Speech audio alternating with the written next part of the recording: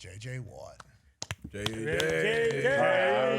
Holy shit, you look so I was cool. prepared to come on and talk all nice about the Colts. I'm ready to talk nice, and then you just want to come in hot. Hold on. Speaking of coming in hot. Yeah. Jeez Louise. What? I had to look at the TV up here. Just get a closer look. You look so cool right now. Yep. Do you understand how cool you look right now? What is going on here? Because I saw the glasses in the booth. Obviously, we've seen the hair come through a couple different things. You said you were trying some stuff. Appreciate you guys having a good time. What are you? Just enjoying life right now? That's why you're doing it? I'm just messing around, man. I love it. These were $5 on Amazon. I just tossed them on. Just messing around, having some fun. And look at the hair, too. You got strong I'm hair. trying to Connor. Nice. Trying to get the... Don't worry about the back, brother. The flow on the top is your strength, dude. Yeah, let's keep this Roll look back. right here. Yeah. This is really good. You might even be able to take that son of a bitch up a little bit. Oh. You might be able to take that thing right over top there. Just, hey, you explore the space. You're doing a great job. We appreciate you. Let's talk a little bit. Did you watch any of the NBA games last night? Do you have any takes on that?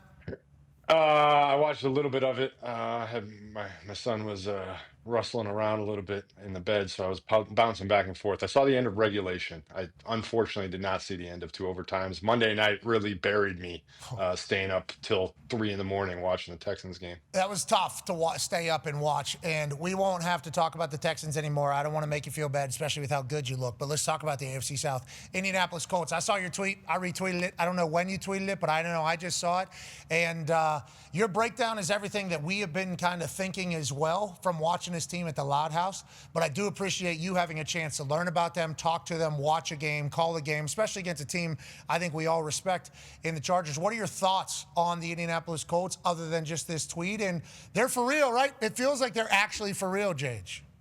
It's pretty incredible. You know, having heard about them all season long and finally being able to call one of their games, the offensive efficiency. I mean, I just sit up there in the booth and I'm watching as a coordinator. Let's say you're a defensive coordinator. And I'm like, okay, what's my game plan going to be here? I have to stop Jonathan Taylor. No question. Number one priority. Okay, I'll stop Jonathan Taylor. Then they're going to run these play action schemes. They have Tyler Warren, who's just wide open all the time because of some of these schemes. Okay, so I got to stop Jonathan Taylor. Now I have to stop Tyler Warren. Okay, well, Danny Dimes is also firing balls into Alec Pierce. He's got Pittman. He can do all these different things. Then they open up the screen game. The offensive line is blocking at an unbelievable level. I'm sure AQ's talked about it already. They are just opening everything up for this team in the run game and the pass game. Danny Dimes is not taking sacks. He's not even phased by pressure in his face. He's delivering efficient throws when he has to, and also crazy clutch, tough throws when he has to. This offense, I said it many times this week, this offense has no weaknesses. It is truly, truly impressive to watch. Yeah! Jage, love what you're saying. So the AFC South is obviously the Indianapolis Colts. As the entire AFC might be for the foreseeable future. True. But whenever you learn about this team, you know, we're going to have to pay Danny Dimes. And hopefully Danny Dimes understands that he wants to be here as well. You know, and hopefully that is how he feels. I assume he's enjoying his time here. I know the city loves him. I know there was potentially a gathering this past weekend between maybe Pacers and Colts players. And I believe Danny Dimes was having beers with the boys. Love the that. city, which we like. We like to see that. We like to hear those types of things. And it's like all of the pillars that you're talking about, all in. It feels like the vibes of this team just vastly different. What do you think for the first? Go ahead. Talking to them during the week, that was a major theme. So, like, these guys, the offense gets together on Monday nights and watches Monday Night Football together. All the position groups do their Thursday night dinners, which a lot of teams do. But you could just tell, like, this team likes each other. They hang out a lot. They find time to get together. Danny made a great comment about it's a little easier to get together in Indianapolis than it is in New York City. But he just talked about Tyler Warren came in, and he's a guy's guy. He just wants to be part of the hang. He wants to be there and be around the guys. And Forrest Buckner was telling us about the Thursday night dinners and how attendance has been 100% this year, whereas in the past it hasn't always been that way. The organization, top down, you can just tell everybody's loving it. Oh, Love to hear it. It's tough to play in a loud house. Very. It's tough to play in a loud house. Especially when you look that stinky. What did you think about those Charger jerseys? You know, I always got to ask you your thoughts on jerseys. What did it look like, boots on the ground? All right. Let me break this down for you. So, in the stadium, the end zone, the branding around the stadium, unbelievable. We all know the Chargers have 10 out of 10, some of the best uniforms in sports history. These are not it. These were not it. We made the Savannah Bananas reference. It's off. There's too much yellow. They have so many great uniforms, so many great colors. That Charger power sign in the background, awesome. Mm-hmm. The uniforms, unfortunately, were not it. I guess tomorrow night they're debuting a throwback Honda. Yeah, like the filthy old school dark blue, like bolts on the shoulder. LaDainian Tomlinson and all the highlights you see of him, they're wearing those tomorrow night. That's the equipment staff and those the Charger. Will be good. That's the equipment staff and the Chargers saying the blue light from Men in Black. Hey, we got our fastball, dude. Don't worry about the minion shit. Okay, don't worry about all that. And we lost in this entire thing. Oh yeah. Yeah. Look at that. We still got bang. it. But us as fans think you guys got this in the chamber. What the hell are we looking at these yellow things for? Like we hold the Chargers, I think, in such high regard when it comes to all these things. When they roll that shit out there, especially as a Colts fan, it was like I was kind of looking forward to what you guys were. Yeah. And you guys do it. Can't have this. We were in the facility. Remember they had all the mannequins dressed up? Sick. All the different unis, different areas. Fire. All and they're proud of it. Yes. They took a lot of pride in that, as they should. So them rolling. I think even white pants, like if they just went white pants, you just got to break it up. You can't go full mustard bottle, you know? Let's go to Hammer. What'd you say, Tone? Yeah, I just want to get ahead of this right now. Sunday night's going to be an absolute disaster class as far as uniforms are concerned. Steelers are going with a throwback with like brown tannish uniforms with a yellow helmet against the Green Bay Packers and their yellow helmet. What? Sunday night's going to be horrendous. I just want to get ahead of this now. I know, trust me, I know. Yo, Packers, Steelers, why not have two of the most iconic uniforms ever on Sunday Night Football? Nope, we're going to go with the worst uniforms of all time. See you Sunday night. Okay, well, you know, the Packers hadn't won since 1970 in Pittsburgh against the Steelers. That's ass. What are we doing here? This is what we're putting out there. Why are the Pittsburgh Steelers doing that? And then there's a chance that the Packers go out there looking like this. Yeah, it's a blood ball game for the Packers. They're going to wear the old leather helmets. I think they have like the brown leatherish tint helmets that they might be going out there maybe with the Acme Packers uniforms. But that just, you know what, that's the way Sunday Night Football should be. Good look. I guess most people are watching. Let's put our worst uniforms out there. But nonetheless, Packers, Steelers, big deal. Also, Bears, Ravens this weekend. You have that particular game. Ravens got rid of cornhole, ping pong. They got rid of all video games. Allegedly, via a report, they got rid of all fun. Okay? Jacuzzi. All team chemistry building things. Get them out of here. A lot of distractions in the building. Allegedly, this is a report. We do not know how much of it is exactly real. I will say this as a person that was on a team that Chuck Pagano was the head coach of, and he was from Baltimore, and we bring big number 90 Corey Redding over from Baltimore. They tried to turn our locker room into more of a Baltimore-style locker room. That's where I was introduced to cornhole. So the Baltimore cornhole thing with the Ravens, I think is a big deal. I think it has been for a long time. Actually, you had never heard of cornhole? No, but on that note, I never lost either once I learned about the game. So I don't know if that was good for the Midwest that I learned this game in the locker room because you guys got a lot of meetings. I don't. Okay. Yeah, you got a lot of time. Yeah. A lot of time. Yeah, and once you get that little pizza toast, you know, that little turn that son bitch sideways, you can really start gauging that thing. And then once you start playing a little defense and then we're running this thing, I got a climber too on this. You want me to go ahead and Larry Bird this thing? We can do that as well. I got real good, too good, some would say. And I didn't want everybody to know that because maybe they take the cornhole boards out of our locker room. But the Ravens are at the point where they're taking shit out of the locker room. Okay, that's not good. That's never good. This is players-only meeting stage of things happening over there. And then on the other side, the Bears, are they a real team? Good, better, best. Never let it rest till your good is better and your better is best afterwards. They're going crazy. What are your thoughts on the game you're about to call right now? Yeah, I mean, I think we're all waiting. It should be happening right now, the Ravens practice, to see if Lamar's out there. I mean, before the bye week, it sounded very confident that he would be back out there for this game. Now you hear the press conferences at the beginning of this week. It does not sound nearly as confident.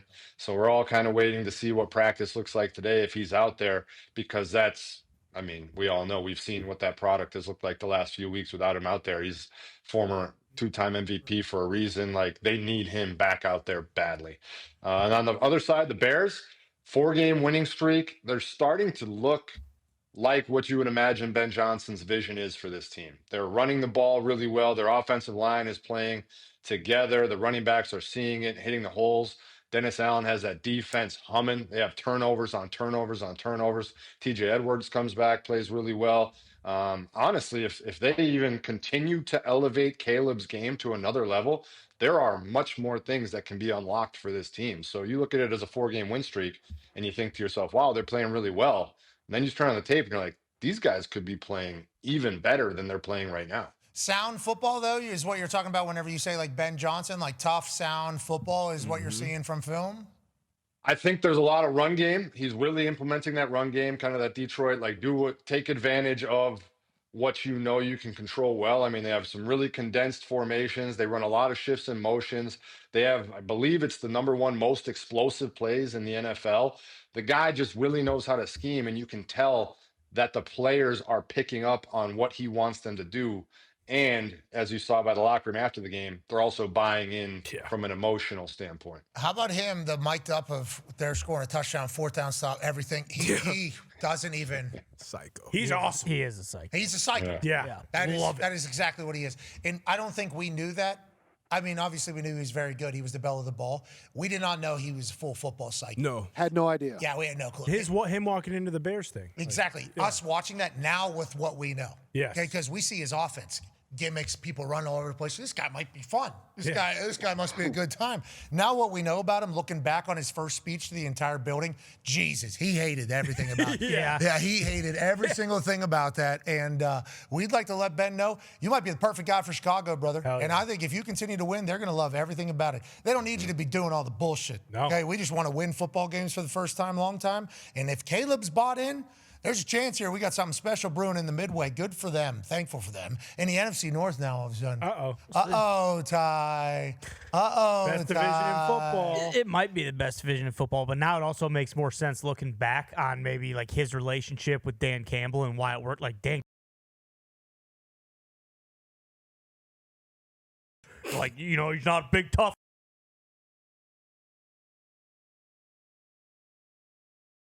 I respect this guy, man. You can do whatever he wants to do. Yeah, you can see they get along. Yeah, Now, exactly. going to Chicago, interesting, you know, because they haven't had that, I think, for a long time. And him doing it, it's great. I can't wait to see you on the call. Jage, you've been doing great work in the booth, brother. We're not just bullshit, not just the funny photos in the Ash JJ. You've been doing a great job calling games. We appreciate you. Go ahead, AJ.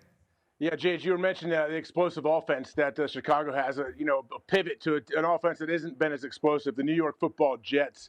I don't know if you saw Woody Johnson, their owner, had some comments. He was trying to defend the head coach, Aaron Glenn. I don't know. Some people may say he kind of threw his QB under the bus, even though he may not have been lying when it comes to stats and performance, I guess. But how would you handle that? How do you think that goes in the locker room, I guess? Yeah, that was interesting.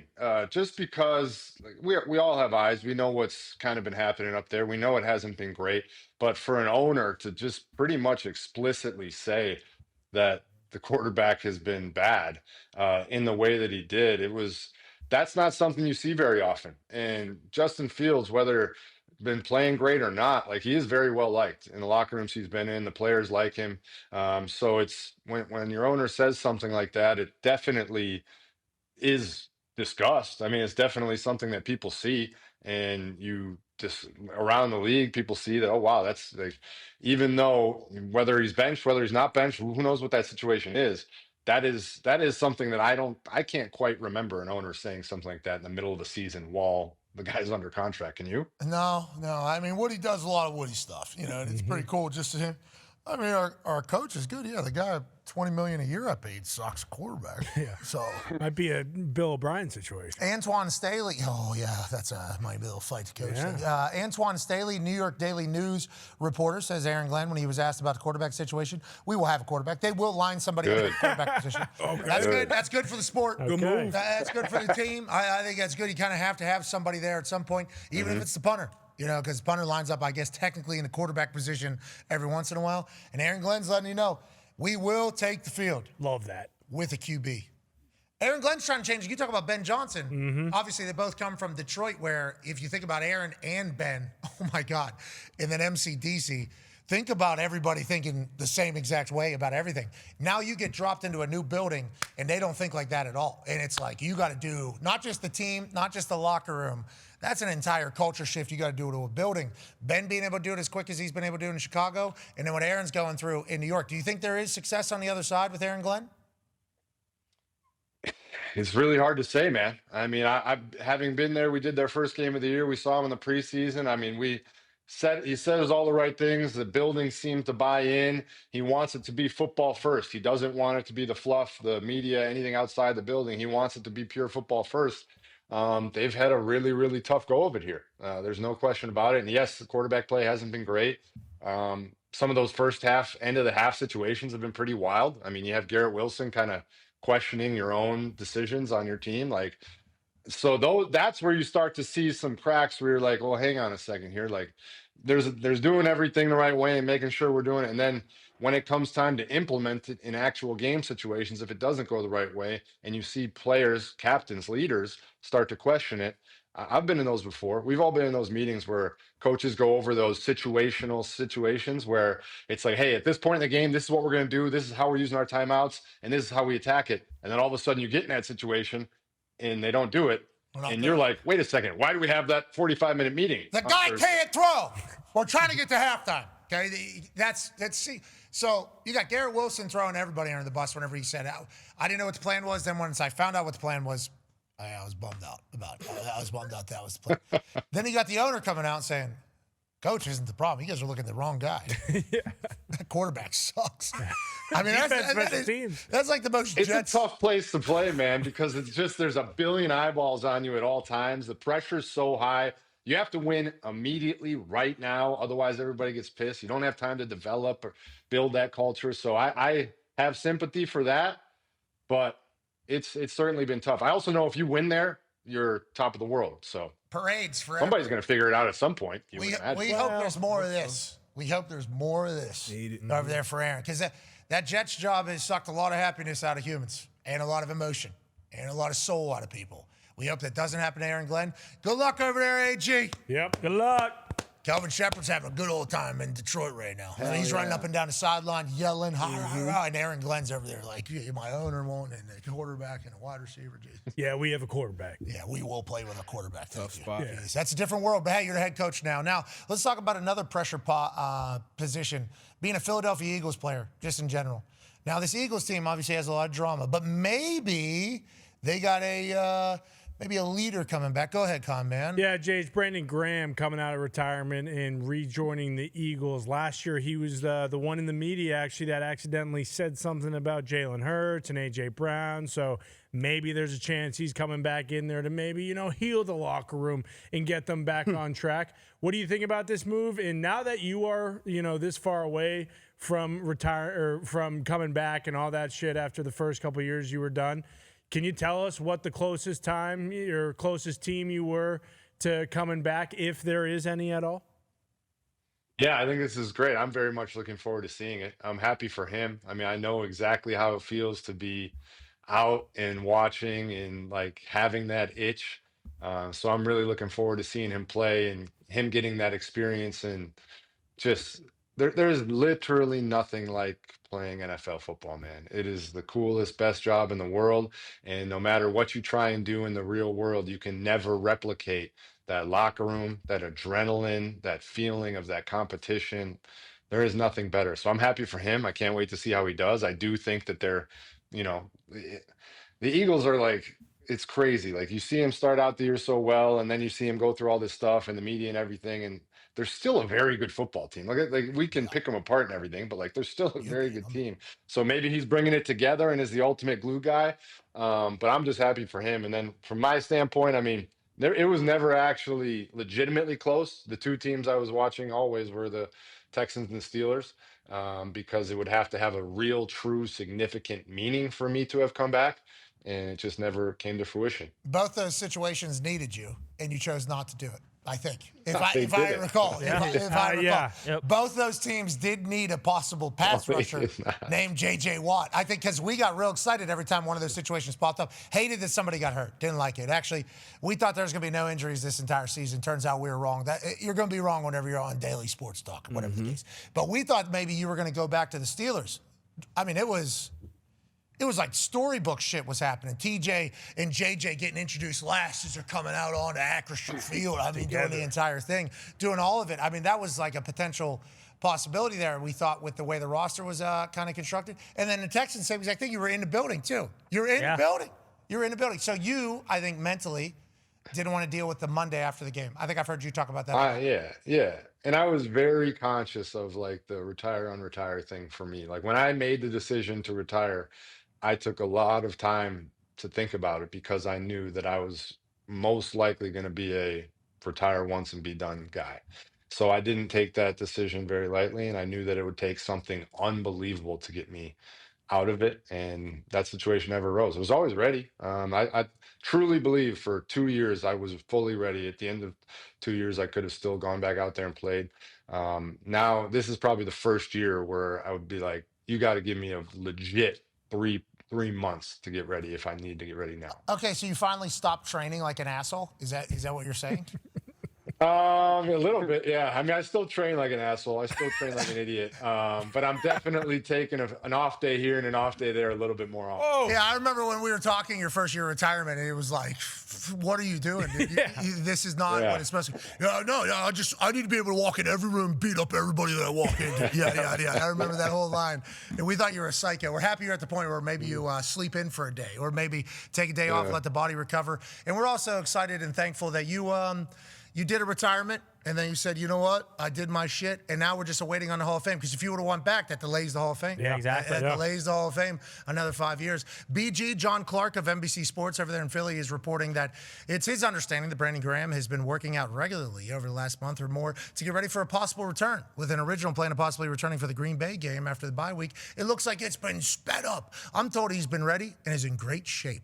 Okay. Bruce Brown's shaking his head. He thinks there's a little conspiracy cooking up back there, it feels like. That's New York Giants fan Bruce Brown. Yeah, I haven't dug into how it works with the dead cap and the salary cap and all that, but I just know that Howie Roseman's pulling some bullshit here. This was planned all along, all offseason, to have him just show up after the bye. But, Jackson Dart beats him, and they got to speed it up. That is potentially the case.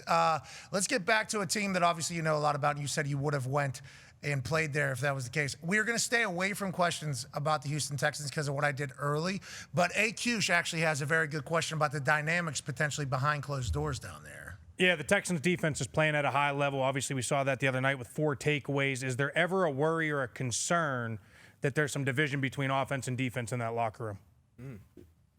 I don't think there is in this locker room. I do think that there are teams where that's certainly been a part of.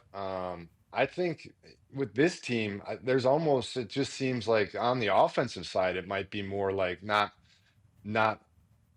100% sure of exactly who they are, what they're trying to be, or what they're able to accomplish. CJ was just under fire this past game. I mean, every single time there's guys coming right up the middle. He's running out. He's running all around. Obviously, he had the one where he ran back in the no safety situation. But the offense just hasn't found their legs. And whether that's Joe Mixon not being out there and not being able to establish what they want, whether it's Nick Caley not quite running things the way that everybody envisioned, because like we've talked about before, this offseason, everybody was crazy excited about this offense. They were really excited about the install and about what they would be able to do, and it just hasn't happened. Whether it's Laramie Tunsil being traded away, there's just all sorts of questions and not a lot of answers. And I know it's very frustrating because people down here in Houston especially remember that rookie year for CJ and had big visions of what that was going to become. And switching offensive coordinators was supposed to be the thing that springboarded this team into the next stratosphere of legit Super Bowl contender with that defense they have, and it just has not happened. Yeah, it was tough to watch. I don't like what's been going on with the Texans, even though obviously it's the Colts division now. But I don't like, because we were big fans of CJ and everything they were growing. We love D'Amico, obviously. Caserio has been very good to us. Obviously, the Houston fan base is fantastic. So we thought this was the time where the Texans were about to be great for a long haul. For whatever reason, they haven't been able to do it. We have some updates on some news that we have discussed here, especially for the game that you are going to be calling. Adam Schefter is reporting that Lamar Jackson is practicing today. Ravens quarterback Lamar Jackson is practicing. And we also have from source says within the building the report that it was the coaches the coaches pulled out the toys from the locker room is false. Okay. That's huge. That is, I was not looking forward to asking that question in a production meeting, so I'm glad that we already take care of that. But that's never fun. Did the players do it? Yeah, were they removed still? So the wording is we got a text from the building. Okay, it says report it to was coaches that pulled out the toys from the locker room is false. So I don't know what the hell if that was the actual sentence. Well, that whole article, I don't know if that was the same article or a different one, but there was like an article that came out that said like we talked to 25 players 25 people inside the Ravens organization during the bye week, and this is what we came up with. There's a lot of things there. First of all, 25 people in the organization singing like a bird is pretty crazy. Not good. I don't know. That's never good. Second, you never know what kind of agendas are going on here, because I think part of the report was like we blame the offense more than we blame the defense, and there's all sorts of there's a lot to digest here now. That being reported false, which you never know with those types of things. Sometimes they're like we took it out for cleaning. There's we forgot to put it back in. 1-5. Yeah. This is the type of stuff that comes out when you're an expected Super Bowl contender, and then you end up sitting there at 1-5. Well, and like if it wasn't the coaches and the players did it, that changes it, right? If the players made the decision to do something like that, or is that the same? Anybody making the decision is terrible news. I mean, if we feel like we got to get the cornhole boards out of the locker room, that's not good. Because there is somebody in there that loves those cornhole boards, and they're now pissed, and then they're getting their group together that's like, hey, man, that guy's an asshole.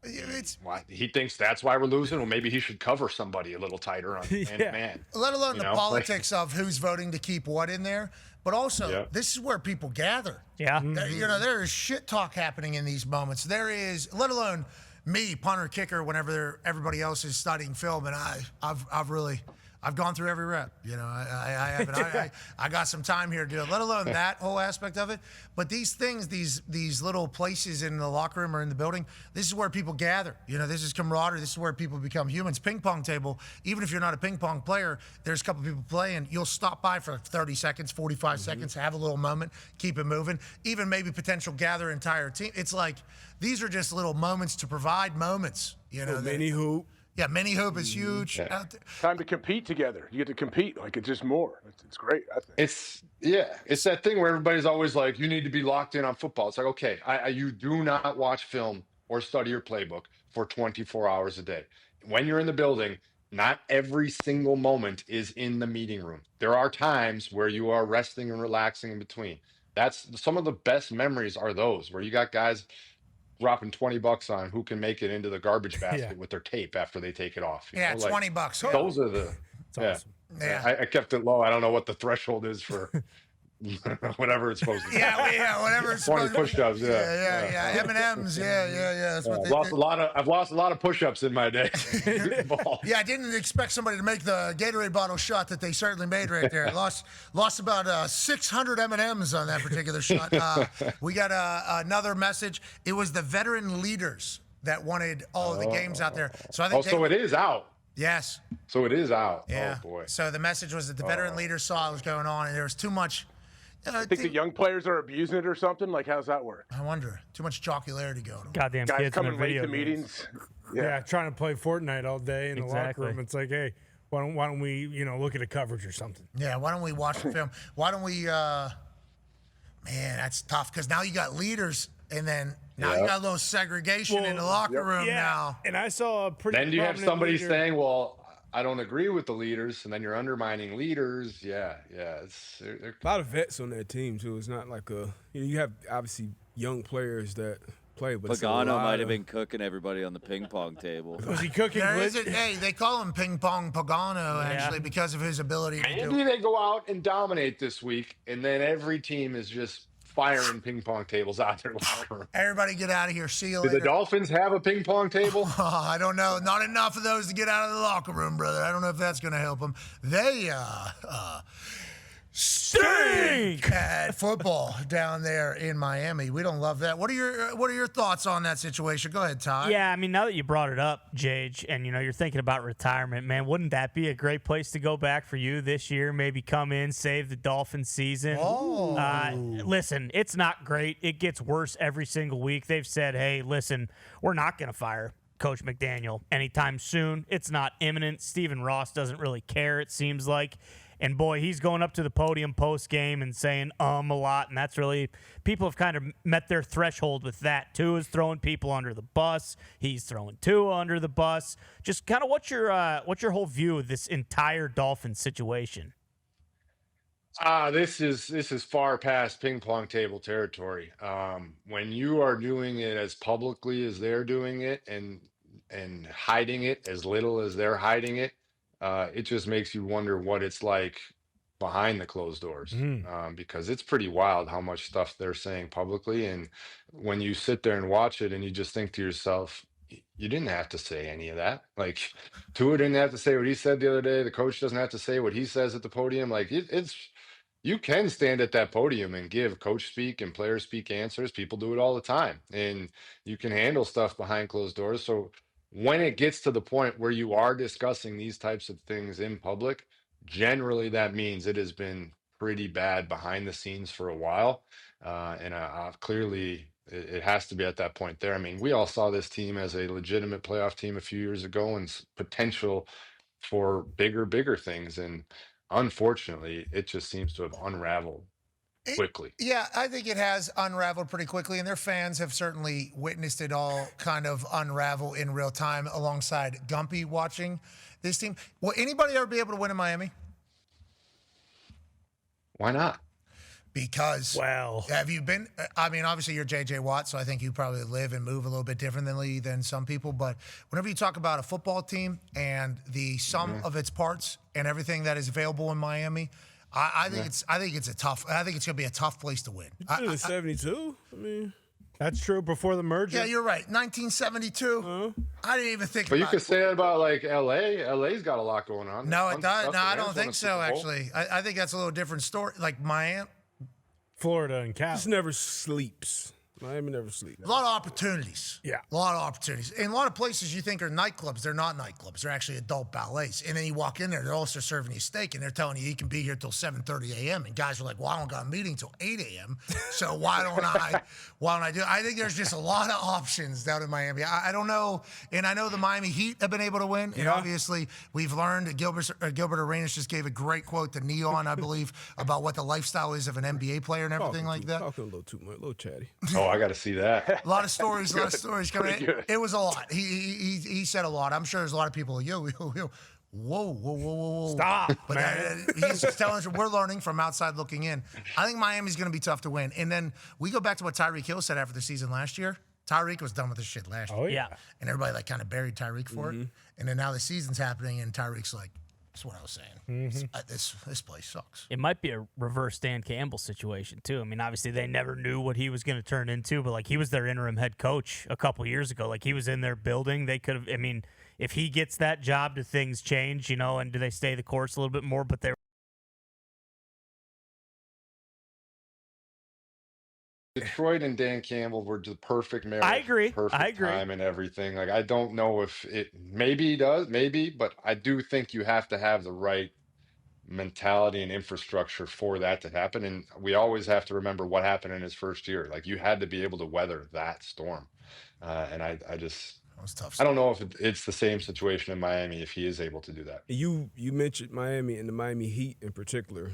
One of the first things you think about when you think about the Miami Heat is Pat Riley and the Heat culture. And that's why, even being so opposite of what most NBA franchises, at least from the outside in, look, it's like, hey, I mean, shit, ran LeBron out of town because over some cookies. damn cookies. You know what I mean? Like, that's Riles. We heard UD talk about it every time he came on the show. So that type of structure, obviously what's going on with the Panthers, obviously a very different culture just in hockey in general. But that style of leadership from the top down, Coach Murray's, Zito, all those guys. So you definitely have to have the structure from the top down. And you look at Coach, once again, we're not in the building day in and day out, but you hear a lot of people that have been around football for a long time, and they talk the way they talk about Mike McDaniel.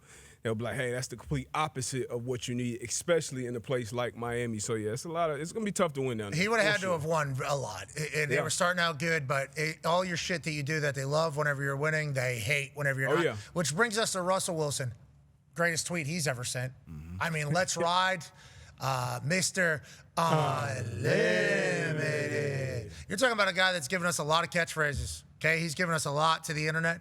His greatest work might be a tweet that just had no context, was just sent out there saying, hey, you know who I'm talking about. Okay, and I think this is potentially Jackson Dart, Scadaboo, maybe even Dayball saying, hey, listen, we can't just be sitting here letting this shit happen. Like, I understand that you are like super good guy all the time and high road all the time. You're Russell Wilson, bro. Super Bowl champ. Get the hell out of here with this whole thing. Then you probably got Jackson Dart push him a little bit. This guy.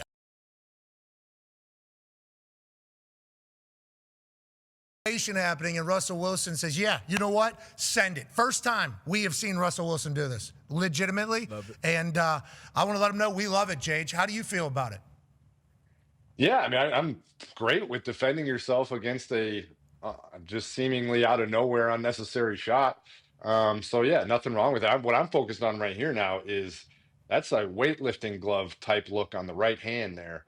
Yeah, with the fingers cut off. I had never seen that before. It's thicker. Me either. It's thicker. Dangerous. Yeah, it's thicker. So I did not know that we were operating in that Wet bandits. glove.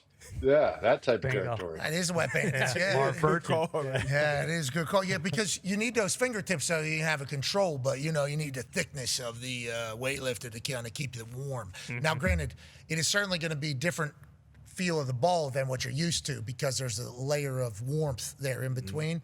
Maybe that was the reason why him and Sean Payton really didn't get along. Sean Payton saw the glove and said, this guy sucks, his fingers are cold. We were just talking about like when stuff gets public, what it must have been like behind closed doors. Like, I mean, this is your team's doing great. They just won a big game. Like, they're in just a shot out of nowhere towards New York City. Like, why? Like, there had to be some stuff going on behind the scenes for that to still be in the back of the mind after all that. I love Russell Wilson responding. Love. Hey, Russ, if this is the new you, we're happy about it. Keep it going. And Jage, if this is the new you with the glasses and the hair, just know that we love it, brother. Keep going. We appreciate the hell out of you.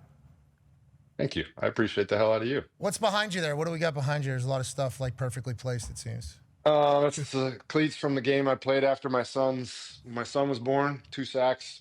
No big deal, Cole. Right after he was born. My wife. This is a book from family vacation. All of us. The ball. My son got me a Father's Day gift. I can't figure out the point for my life over here. So. Yeah, you did it 4 times.